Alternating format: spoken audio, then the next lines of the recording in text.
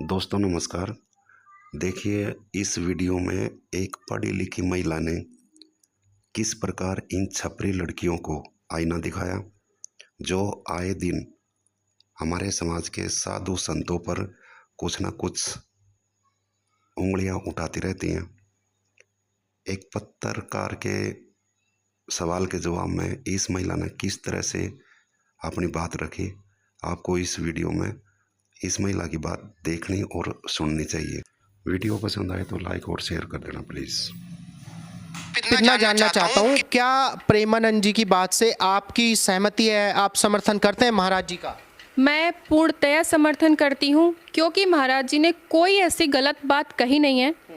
महाराज जी ने वही कहा है जो समाज में हो रहा है, जो समाज में हो रहा है, जो दिख रहा है, जो समाज में हो रहा है, और इस चीज़ को रोकने की ज़रूरत है। लेकिन लड़कियां कह रही हैं कि भाई ये तो हमारी मर्जी है ना, हमारा शरीर है, हम एक के साथ में लिविंग में रहें या 4 के साथ में रहें या 40 के साथ में रहें।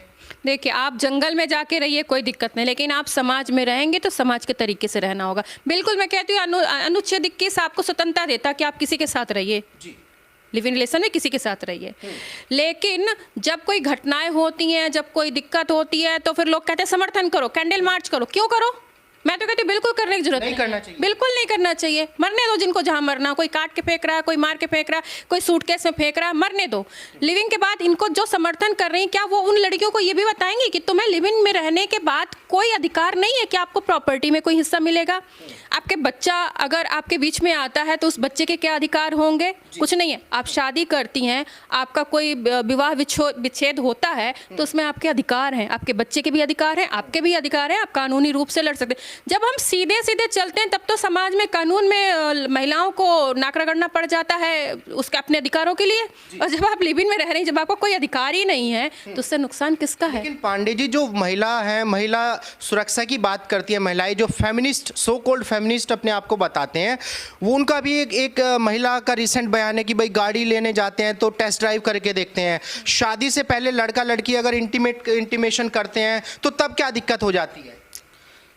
गाड़ी और लोगों की ज़िंदगी में फ़र्क होता है, पहली बात तो उनको बताना चाहिए। और फेमिनिस्ट ने जितना महिलाओं का नुकसान किया है और कर रही हैं, उतना किसी ने नहीं किया है। ये अगर ये रोका जा रहा है ना कि आप ऐसे मत रहिए, तो इसमें फ़ायदा लड़कियों का ही है, किसी और का फ़ायदा नहीं है। फेमिनिस्ट नुकसान करते हैं, ऐसा क्यों लगता है आपको?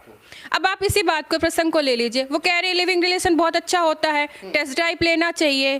टेस्ट ड्राइव क्यों लेना चाहिए? अगर आपको कोई दिक्कत परेशानी हो गई, कौन आएगा आपके हक में लड़ने के लिए? आप अकेले आएंगे, आपका परिवार आपके साथ नहीं होगा, आपके दोस्त आपके साथ नहीं होंगे, आपका कानून आपके साथ नहीं होगा, और जो साथ में रह रहा है तो पहले ही फरार हो जाएगा। आपको पता होगा, आप तो न्यूज़ कवर करते हैं, ग्रेटर नोएडा में अभी लिव इन में रहने वाले एक लड़के ने लड़की को दीवार पे मार के मारा जी। आपको पता है ना, दीवार में टकरा के रिसेंट की घटना है। अब वहाँ पे कौन आएगा? ठीक है, लड़का वो गिरफ्तार हुआ है, लेकिन इसके बाद वो अपने फैमिली में जाकर के बोलेगी इस बात को, या कानून में जाकर के बोलेगी कि नहीं मैं इसके, कानून कहेगा, पुलिस वाले कहेंगे आप अपनी मर्जी से रह रहे थे इनके साथ। क्या समाज को इसको एक्सेप्ट करना चाहिए? जैसे जिस तरीके से लड़के लड़कियां लिविंग में रह रहे हैं, एक के साथ में ब्रेकअप तो दूसरे के साथ में जो है रिलेशन हो जाता है, फिर कैचअप हो जाता है, फिर तीसरे के साथ में, इस तरीके से जैसे लड़के लड़कियां रह रही हैं आपस में, क्या समाज को इसको एक्सेप्ट करना चाहिए? मैं कह रही हूँ, अगर समाज एक बार को एक्सेप्ट भी कर लेगा तो ये कहाँ रुकेगा? ये जा करके कहाँ रुकेगा? और आप रह रहे हैं और सहयोग से आपके बच्चे हो गए, फिर उन बच्चों का भविष्य क्या होगा? और आपका महिलाओं का भविष्य क्या होगा? या लड़कों का भी भविष्य क्या? मैं महिलाओं की बात नहीं कर रही हूँ, क्योंकि ज़्यादातर जिम्मेदारी बच्चों की क्या होती है, माएँ लेती हैं, और माएँ ही ज़्यादा बच्चों से अटैच्ड होती हैं। तो अगर बच्चे हो गए, उनका भविष्य क्या होगा? और आपको अगले ने छोड़ दिया, आप चला गया वो, तो आपका फिर फ्यूचर क्या होगा? और आप कहाँ तक बदलती रहेंगी? ठीक है, आप कितनी टेस्ट ड्राइव लेंगी?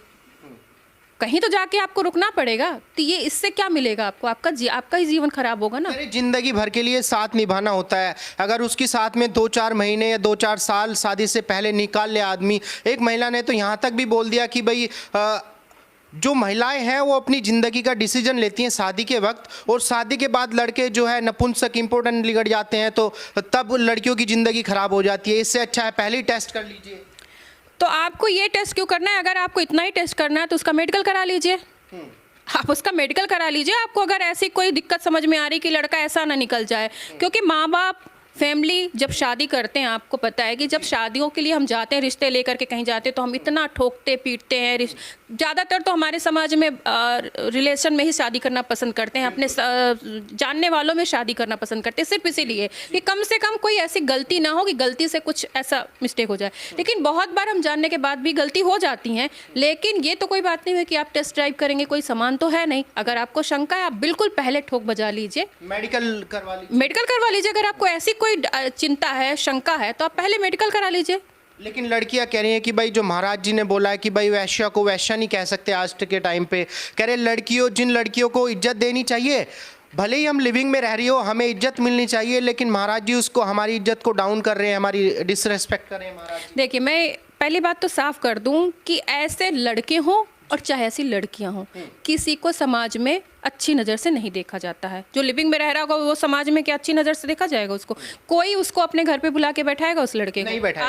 आस पड़ोस में बैठाएगा, पता चलेगा अच्छा ये तो ऐसे ही लड़की लेके रह रहा है, इसको क्या बुलाना है। अपने घर में कोई सब आदमी अपने घर में नहीं बुलाएगा। तो ये तो पहले दिमाग से निकालो कि सिर्फ आपको कहा जा रहा है। समाज में दोनों रहते हैं, दोनों से समाज बनता है। तो अगर गलत हैं तो दोनों गलत हैं, ठीक है। अगर मैं कहती हूँ आप यहाँ तक मत जाइए। लोग कहते हैं कि जब किसी का डिवोर्स हो जाता है, महिला अलग हो जाती, लेकिन जब महिला अलग हो जाती तो क्या उस पुरुष का घर पहले जैसा रहता है? नहीं रह पाता। या पुरुष को उतनी ही मान्यता कोई परिवार वाला इंसान उसको बुलाता है? नहीं बुलाता। डिवोर्स होने के बाद नहीं बुलाता। क्योंकि फैमिलियर इंसान जो होगा वो आपको नहीं बुलाएगा, क्योंकि आपके साथ क्या दिक्कत हो चुकी है। लेकिन चूंकि हमारे यहाँ संवेदनाएं महिलाओं के साथ ज़्यादा होती हैं, तो महिलाओं का मामला हाईलाइट हो जाता है। कह रही है कि बाबा जी को माफ़ी मांगनी चाहिए।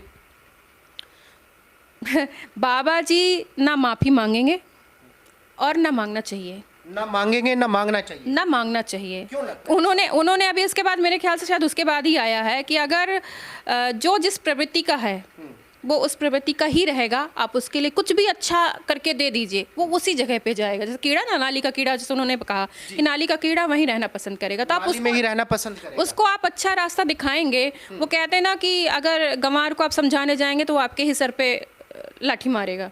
तो ये वही चीज़ हो रही है कि अगर उनकी अच्छाई के लिए बताया जा रहा है, उनको समझाया जा रहा है, तो वो समझेंगे नहीं। बहुत सारी चीज़ें मैं अब बता दूं कि जैसे हम बच्चे थे जब, तो बहुत सारी चीज़ें हमें बहुत गलत लगती थी। अरे मम्मी पापा टोक रहे हैं, यहाँ नहीं जाना, वहाँ नहीं जाना, हम जब बड़े होंगे तो ऐसा करेंगे। लेकिन आज वो चीज़ें समझ में आ रही कि नहीं, गलत नहीं है। तो कम से कम थोड़ा सा धैर्य रखे युवा पीढ़ी। लेकिन लड़कियां कह रही है कि भाई हमारे माँ बाप नहीं रोक रहे, भाई नहीं रोक रहे, हम किस तरीके से अपना जीवन जी रहे हैं, इससे महाराज जी को क्या दिक्कत है? वो क्या धर्म के ठेकेदार हैं? माँ बाप भी रोक रहे हैं, भाई बहन भी रोक रहे हैं, सब रोक रहे हैं। उनको रुकना नहीं है। ये सिर्फ और सिर्फ विरोध करने का एक तरीका, रुकना नहीं है। हमारे घर में तो मना नहीं करे। आप उनके घर के लोगों से पूछ करके देखिए, वो यही कहेंगे कि ये तो हमारी सुनती नहीं है, हमारे सुनते नहीं है। और अपने घर में कितने लोग बता के लिविंग में रहने जर बताएं तो नहीं बताते। कोई नहीं बताएं तो सही कि अपने घर में कहाँ बता रहे हैं। जब ऐसे कुछ घटनाएं होती हैं, मैं तो आसपास जानने वाले हैं जो देखा भी है कि जब ऐसी घटनाएं होती हैं, कोई घर से आता तो पता चलता है लड़की निकल गई है, लड़का निकल जाता है रूम छोड़ करके, घर छोड़ करके कि हमारे परिवार से आ रहे। क्यों नहीं आप बताते? अगर आप इतना ही सही मानते हैं, इतनी ही फ्रैंक है, तो अपने घर में बताइए ना, घर में बता के रहिए। नहीं बता पाते। हाँ, आपके घर में अगर है उस चीज़ का समर्थन तो आप रहिए। कह रही है कि भाई अभी आपने देखा होगा साध्वी रितमरा जी ने बोला है कि भाई आजकल की लड़कियां, और ज़्यादातर हिंदू लड़कियों की अगर मैं बात करूं, वैसे तो सभी समाज से, लेकिन हिंदू लड़कियां जो है इंस्टाग्राम पर कपड़े उतार के रील्स बना रही हैं, नंगी नंगी रील्स बना के पैसे कमा रही हैं। तो रितमरा जी ने, साध्वी जी ने बोला है कि भाई इसको बंद करना होगा, ये हमारे समाज की जो है पहचान नहीं है। लेकिन लड़कियाँ कह रही है कि साध्वी जी कौन होती हैं ये बात बोलने वाली? ना साध्वी जी कोई होती हैं, ना पुलिस वाले कोई होते हैं, ना कानून कोई होता है। सारी व्यक्ति की आज़ादी उन्हीं को है। उन्होंने इतनी गंद मचा रखी है, आप खुद भी देखते हैं, हम भी देखते हैं। और साध्वी जी जो कह रही हैं वो बिल्कुल सही कह रही हैं। सही कह रही हैं, बिल्कुल सही कह रही हैं। अभी ऑस्ट्रेलिया में देखा 16 साल के बच्चों के लिए बैन लग गया यूट्यूब में। तो हमारी सरकारों को भी पता नहीं कहाँ सोई पड़ी हैं सरकारें, क्या कर रही हैं। इतने दिनों से हो गया, कहीं कोई ऑब्जेक्शन ही नहीं है। कोई भी आ रहा है, कोई भी बना के जा रहा है। ओटीटी में कोई गाली परोसे दे रहा है, ओटीटी में कोई कुछ भी परोसे दे रहा है, विज्ञापन में कुछ भी चल रहा है, सोशल मीडिया में कुछ भी चल रहा है, कहीं कोई रोक टोक नहीं है। क्या हो गया है? कहाँ जा रहे हैं हम लोग? कहाँ जा रहे हैं हम लोग? तो ये चीज़ें तो रोकनी पड़ेगी। सरकारों को ध्यान देना पड़ेगा। सरकार को इस पर बिल लेके आना चाहिए। जैसे ऑस्ट्रेलिया में वहाँ कानून पास हुआ है संसद में कि भाई 16 साल से नीचे के बच्चे जो है रील्स सोशल मीडिया पे नहीं बना सकते। बिल्कुल लाना चाहिए। और अभी आपने देखा ये क्या उल्लू उल्लू कौन से ऐप है, मुझे तो बहुत सारे ऐप भी नहीं पता। 25 OTT ऐप जो सरकार ने बैन बैन किए, लेकिन बहुत देर बाद बैन किए, लेकिन उसके बाद भी बहुत ज़रूरत है सफाई की। जहाँ पे सफाई होनी चाहिए और सोशल मीडिया में एक क्या कहेंगे क्राइटेरिया होना चाहिए, कुछ रूल रेगुलेशंस होने चाहिए कि इनके ऊपर ही आप यहाँ तक बनाएंगे। अगर ऐसे कुछ हरकतें हुई तो उनको ब्लॉक कर दिया अच्छा, जाए। मुझे ये बताइए, जैसे आप एक पारिवारिक जीवन जी रहे हैं पांडे जी, जिस तरीके से लड़कियां, आजकल की लड़कियां संस्कृति को पैर के नोक पे रख के नंगी नंगी रील्स बना रही हैं, आप समर्थन करती हैं इन चीज़ों का? देखिए, मैं एक चीज़ और बता दूं, ऐसी लड़कियां ना बहुत थोड़ी हैं। आजकल के बच्चे बहुत होशियार हैं। ये भी मैं कह रही हूँ कि आजकल के बच्चे बहुत होशियार हैं, अपने करियर को लेके बहुत सतर्क हैं। जो थोड़े बहुत ऐसे हैं वही गंद मचा रहे हैं और उन्हीं को रोकने की ज़रूरत है। उन्हीं को रोकने की ज़रूरत है। नहीं, बाकी आज का यूथ जो है बहुत समझदार है, हमारे टाइम से ज़्यादा, कहीं ज़्यादा समझदार और कहीं ज़्यादा सतर्क है अपने करियर के